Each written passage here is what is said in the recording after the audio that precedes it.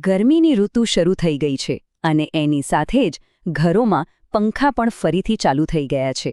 પણ શિયાળા પછી એના પર જે ધૂળ જામી ગઈ છે એનું શું? ચિંતા ના કરશો.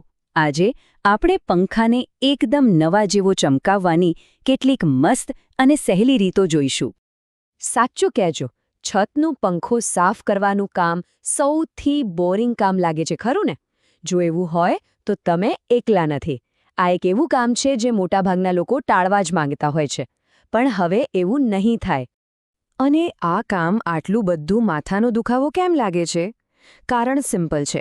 જેવો પંખો સાફ કરવાનો પ્રયત્ન કરો એટલે બધી ધૂળ નીચે, ફર્નિચર પર, પલંગ પર, જમીન પર બધે જ ફેલાઈ જાય છે. મતલબ કે એક કામ ઓછું કરવા જાઓ અને બીજું કામ વધી જાય. પણ હવે ચિંતા કરવાની કોઈ જરૂર નથી. આ ધૂળવાળા પંખાની જે સમસ્યા છે ને, એના માટે આપણી પાસે કેટલાક જોરદાર અને એકદમ સહેલા ઉપાયો છે.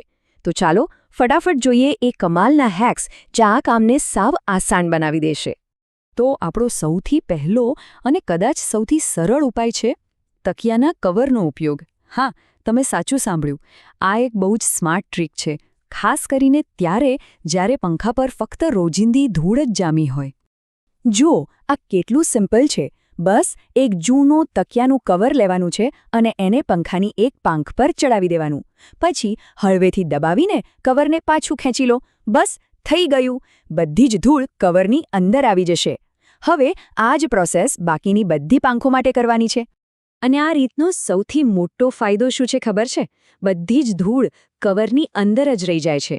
આનો મતલબ એ થયો કે નીચે રહેલા પલંગ કે સોફા પર જરા પણ ગંદકી પડતી નથી. કોઈ એક્સ્ટ્રા સફાઈ કરવાની ઝંઝટ જ નહીં.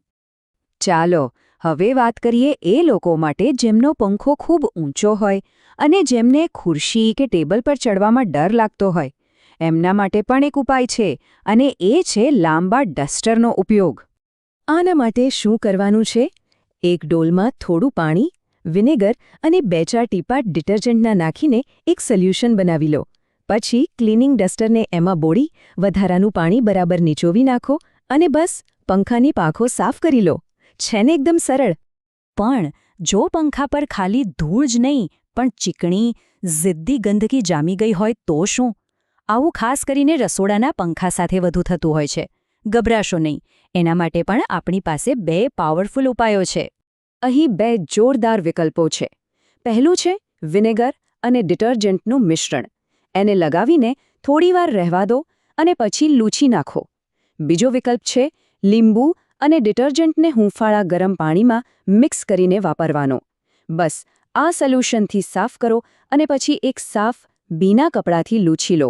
ચીકણી ગંદકીનું નામો નિશાન નહીં રહે. તો ચાલો અત્યાર સુધી આપણે જે પણ જોયું એનું એક ફટાફટ રીકેપ કરી લઈએ. સૌથી અગત્યની વાત એ છે કે જેવી સમસ્યા એવો ઉપાય.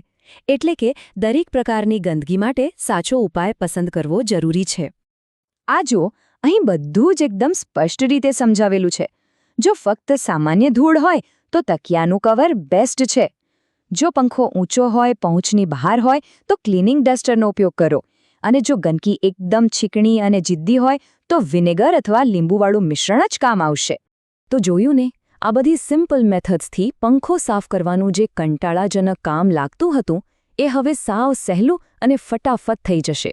હવે પંખો સાફ કરવામાં કોઈ માથાકૂટ નહીં. તો હવે સફાઈની આ નવી પ્રેરણા મળી ગઈ છે તો વિચારો કે હવે પછી ઘરની કઈ વસ્તુને ચમકાવવાનો વારો છે. આ હેક્સ જરૂરથી અજમાવજો અને સફાઈને એકદમ સરળ બનાવી દો.